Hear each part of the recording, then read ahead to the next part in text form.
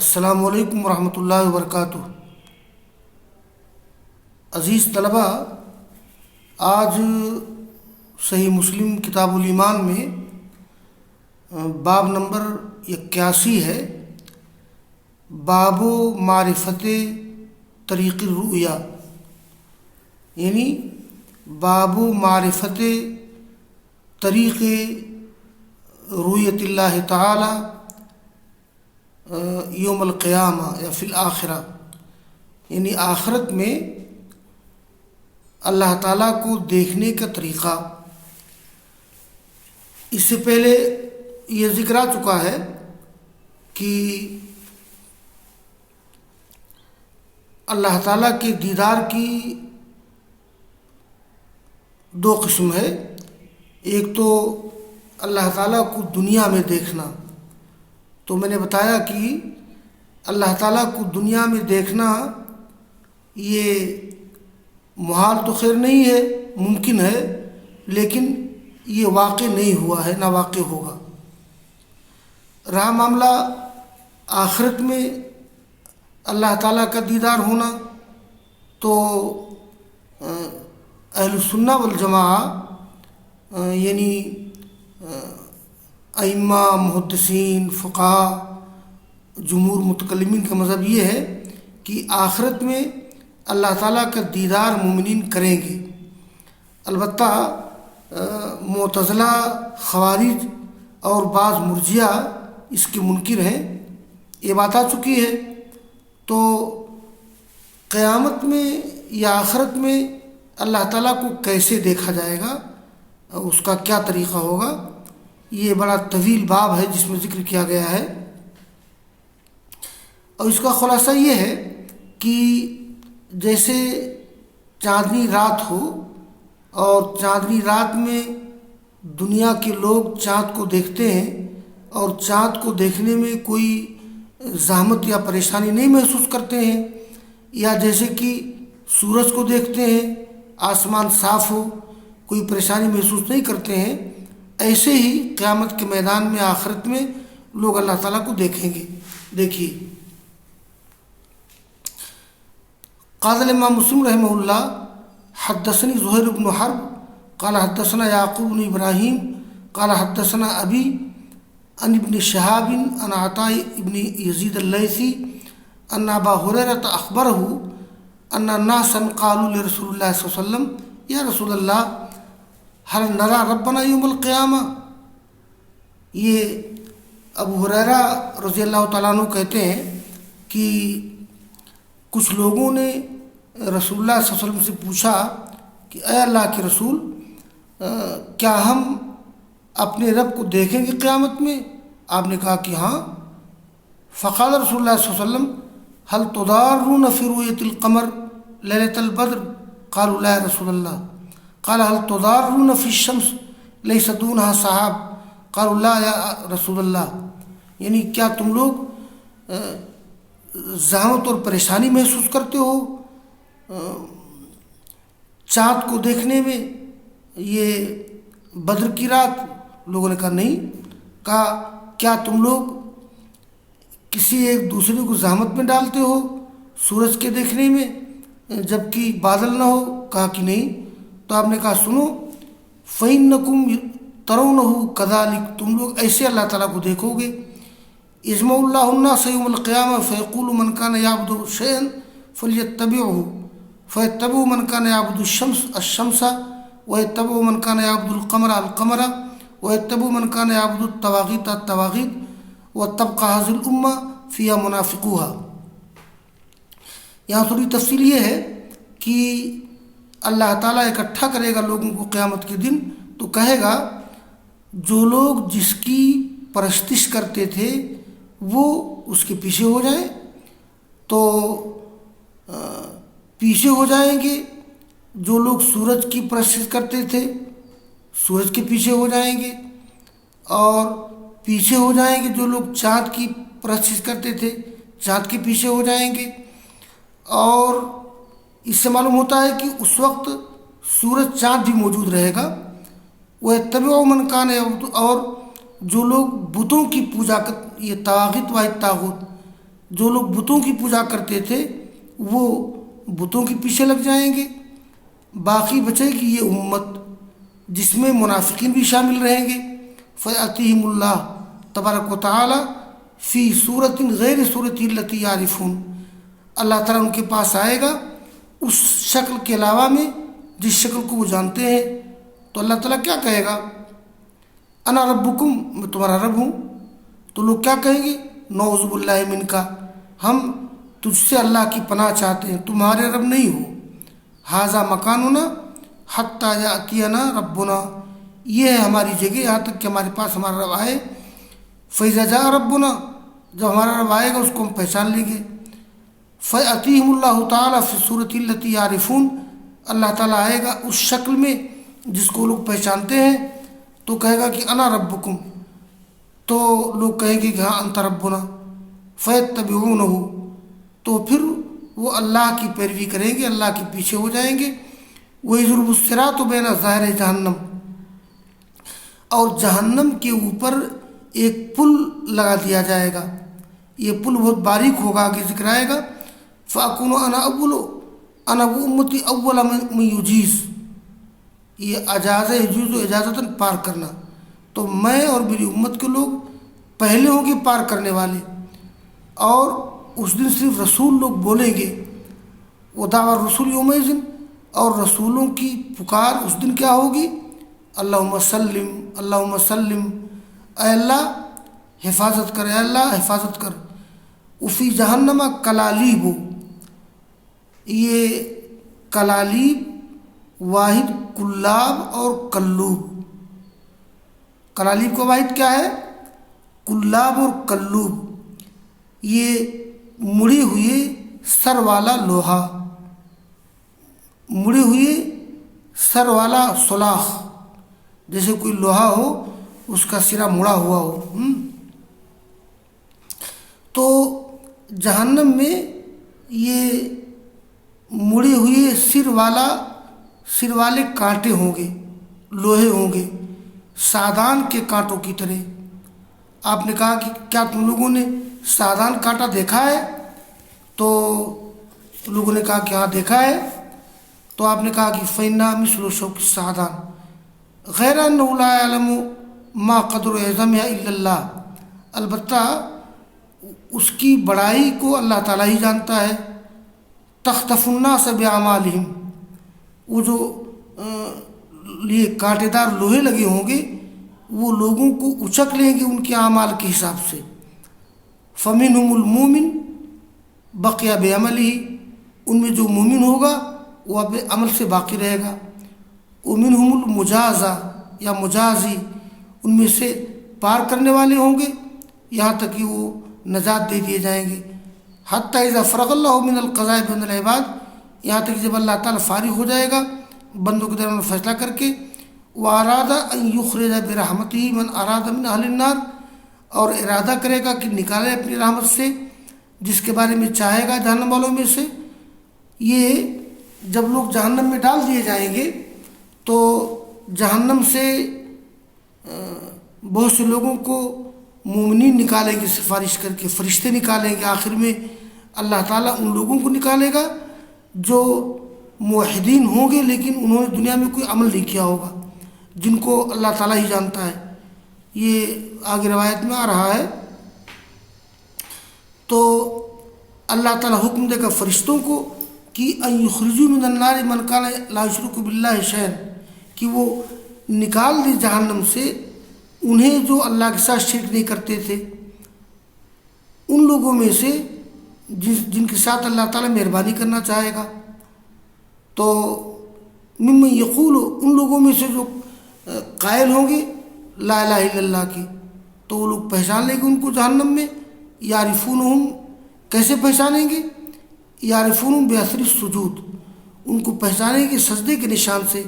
تأکل النار من ابن آدم، جہنم کھا لے گی ابن آدم کو، جو جہنم میں ڈالے جائیں گے۔ اصل میں اگر کوئی شخص موحد ہوگا، عقیدے توحید ٹھیک ہوگا اور اس کی برائیاں زیادہ ہوں گی تو اس کو جہنم میں ڈال دیا جائے گا اور جہنم اس کو بھسم کر دے گی سوائے پیشانی کے۔ تو جہنم کھا لے گی ابن آدم کو سوائے سجدے کے نشان کے۔ حرم اللہ علی النار، اللہ تعالیٰ جہنم کے لیے حرام قرار دے گا ان تاکل اثر السجود، کہ سجدے کے نشان کو وہ کھائے۔ فیخرجون من النار وقدم تحشو، وہ نکالے جائیں گے فیخرجون، وہ جہنم سے نکالے جائیں گے اور کوئلہ ہو چکے ہوں گے۔ یہ امتحاش کے معنی جھلسنا، وہ جھلس گئے ہوں گے۔ فیصب علیہم ماء الحیات، تو ان کے اوپر زندگی کا پانی ڈالا جائے گا۔ فینبتون منہ کما تنبت الحبۃ فی حمیل السیل، وہ نشو و نما پائیں گے، بڑھیں گے جیسے کہ دانہ اگتا ہے، بڑھتا ہے سیلاب کی لائی ہوئی مٹی میں۔ حمیل السیل مانے وہ مٹی جس کو سیلاب لے آئے۔ یہ جب سیلاب آتا ہے تو سیلاب کا پانی دریا کے کنارے آس پاس کھیتوں میں مٹی لے آتا ہے، وہ بڑا اپجاؤ ہوتا ہے۔ تو جیسے دانہ اگے گا سیلاب کی مٹی میں، ثم یفرغ اللہ من القضاء بین العباد، پھر اللہ تعالیٰ فارغ ہو جائے گا بندوں کے درمیان فیصلہ کر کے، اور سب سے آخری شخص جو جہنم سے نکالا جائے گا اور جنت میں داخل ہوگا، یہاں اس کا ذکر کیا جا رہا ہے کہ پھر اللہ تعالیٰ فارغ ہو جائے گا، ایک شخص باقی بچے گا، اس کا رخ ہوگا جہنم کی طرف، اور یہ جنت میں سب سے آخر میں داخل ہونے والا ہوگا۔ لیکن اللہ تعالیٰ اس کو کیا کریں گے، وہ اس کا رخ جہنم کی طرف ہوگا، وہ کہے گا اے رب اصرف وجہی عن النار، اے رب میرے چہرے کو جہنم سے پھیر دے۔ فإنہ قد قشبنی ریحھا، تو اس لیے کہ اس کی ہوا نے مجھ کو جھلسا دیا ہے، تکلیف پہنچائی ہے، اور مجھ کو جلا دیا ہے اس کی شدت نے۔ فیدعو اللہ ما شاء اللہ، وہ اللہ تعالیٰ کو پکارے گا جو اللہ تعالیٰ چاہے گا کہ پکارے۔ پھر اللہ تعالیٰ اس سے کہے گا کہ حل عصیت ان فعلت ذلک، کیا اس بات کا اندیشہ نہیں کہ اگر میں ایسا کروں کہ تم اس کے علاوہ مانگو گے؟ اللہ تعالیٰ اس سے کہے گا کہ اگر میں تیرے چہرے کو جہنم سے پھیر دوں تو اور تو نہیں مطالبہ کرو گے؟ وہ کہے گا کہ لا اسألک غیر، میں اس کے علاوہ نہیں چاہوں گا۔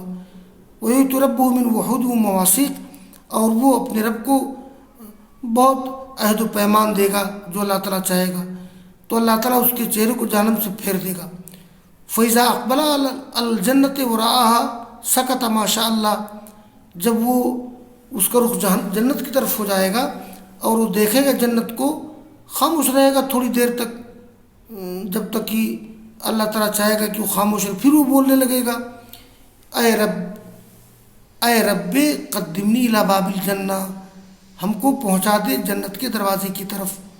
تو اللہ تعالیٰ اس سے کہے گا کہ الیس قد آتیت وحودک ومواثیق لا تسألنی غیر الذی آتیتک، کیا تم نے یہ عہد و پیمان نہیں دیا کہ اس کے علاوہ نہیں مانگے گا؟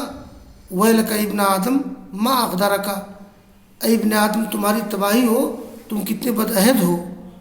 تو یہ اللہ تعالیٰ رحمت کے انداز میں بولے گا بندے سے۔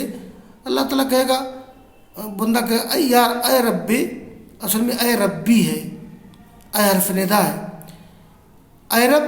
وَيَدْعُو اللَّهَ حَتَّى يَقُولَ لَهُ، اللہ کو آواز دے گا یہاں تک کہ اللہ تعالیٰ اس سے کہے گا فَهَلْ عَصَيْتَ إِنْ أَعْطَيْتُكَ ذَلِكَ، کیا ایسی امید نہیں کہ اگر میں تم کو دے دوں وہ تو اس کے علاوہ مانگو گے؟ فَيَقُولُ اللَّهُ، کہ نہیں مانگوں گا۔ اے اللہ تعالیٰ مجھ کو جنت کے دروازے کے قریب کر دے۔ لا وعزتک، تیری عزت کی قسم۔ فیؤتی ربہ ما شاء اللہ، وہ اپنے رب کو عہد و پیمان دے گا، تو اللہ تعالیٰ اس کو جنت کے دروازے کے پاس کر دے گا۔ جب وہ کھڑا ہو جائے گا جنت کے دروازے پر، ان فحقت لہ الجنہ، اس کے لیے جنت مہکے گی۔ فرأى ما فیہا من الخیر والسرور، وہ دیکھے گا جنت میں جو خوشی اور بھلائی ہے، خاموش رہے گا جب تک اللہ تعالیٰ چاہے گا۔ پھر وہ کہے گا اے رب مجھ کو جنت میں داخل کر دے، تو اللہ تعالیٰ کہے گا کہ الیس قد آتیت عہد کا و مواثیق کا، کیا تم نے عہد و پیمان نہیں دیا تھا کہ اس کے علاوہ نہیں مانگے گا؟ وَلَكَ ابن آدم ما اقدرک فیقول اے رب لا اکون اشقا خلقک، یعنی میں تیری مخلوقات میں زیادہ بدبخت نہیں ہونا چاہتا ہوں. تو فلا یزال یدعو اللہ، وہ اللہ تعالیٰ کو اللہ تعالیٰ سے دعا کرتا رہے گا، پکارتا رہے گا، حتیٰ یضحک اللہ تبارک و تعالی، یہاں تک کہ اللہ تعالیٰ ہنسے گا.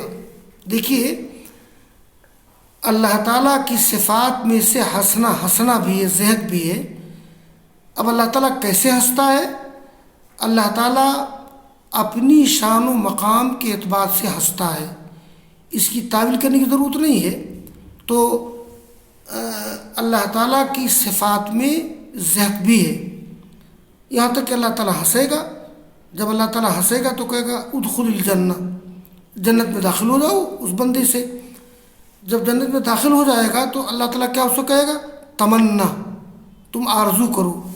یہ تمنا فعل امر ہے اور ہے سکتا ہے، تم آرزو کرو. فیصل ربہ و تمنا، اپنے رب سے مانگے گا، خوب آرزو کرے گا. یہاں تک کہ ان اللہ لیذکرہ من کذا و کذا، یاد دلائے گا فلاں چیز فلاں چیز. حتیٰ اذا انقطعت بہ الامانی، جب اس کی آرزویں ختم ہو جائیں گی تو اللہ تعالیٰ کیا کہے گا؟ ذالک لک ومثلہ معہ، تیرے لیے وہ ہے جنت جو میں نے دیا ہے اور اسی کی مثل اس کے ساتھ. تو یہ ابو ہریرہ کی روایت میں یہ ذکر کیا گیا ہے کہ اللہ تعالیٰ اس کو کیا کہے گا کہ لکا و مثلہ معہ، تیرے لیے اسی کی مثل ہے. لیکن ابو سعید خدری رضی اللہ تعالیٰ عنہ کی روایت میں آیا ہے کہ لکا و عشرۃ امثال معہ، یعنی تجھے اس کا 10 گنا ملے گا. قال عطاء ابن یزید و ابو سعید الخدری ما ابی ہریرہ لا یرد علیہ من حدیث شیئا حتی اذا حدث ابو ہریرہ ان اللہ قال ذالک لذالک الرجل ومثلہ معہ قال ابو سعید و عشرۃ امثال معہ. یعنی ابو ہریرہ نے جب یہ حدیث بیان کی، ابو سعید خدری بیٹھے ہوئے تھے. ابو سعید خدری نے ان کی بات کی تردید نہیں کی، صرف اس بات کی تردید کی. ابو سعید نے کہا کہ نہیں وہ عشرۃ امثال معہ. تو ابو ہریرہ کو یہ وہ مثلہ معہ یاد تھا، لیکن ابو سعید خدری کو کیا یاد تھا کہ اللہ تعالیٰ کہے گا کہ تم کو میں نے جو جنت دی ہے اس کا 10 گنا تم کو دوں گا، جو بدلہ دیا ہے میں نے. یہ کوئی حرج نہیں ہے. ابو ہریرہ نے اپنی یادداشت کے مطابق بیان کیا اور ابو سعید خدری نے اپنے حفظ کے مطابق بیان کیا.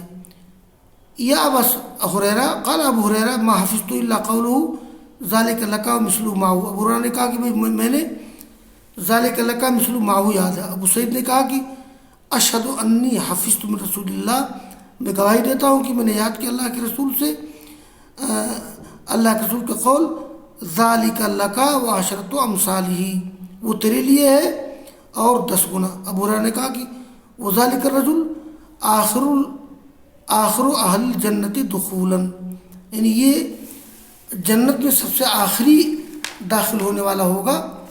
اور اس کے بعد جو ہے اور بھی آگے کی روایات اسی موضوع کے تعلق سے ہے. ایک روایت پڑھ کے میں درس ختم کر دوں. قال امام مسلم رحمہ اللہ حدثنا عبداللہ ابن عبد الرحمن الدارمی قال اخبرنا ابو الیمان اخبرنا شعیب عن الزہری قال اخبرنی سعید المسیب وعطاء ابن یزید اللیثی ان ابا ہریرہ اخبرہما ان الناس قالوا للنبی یا رسول اللہ هل نرى ربنا یوم القیامہ.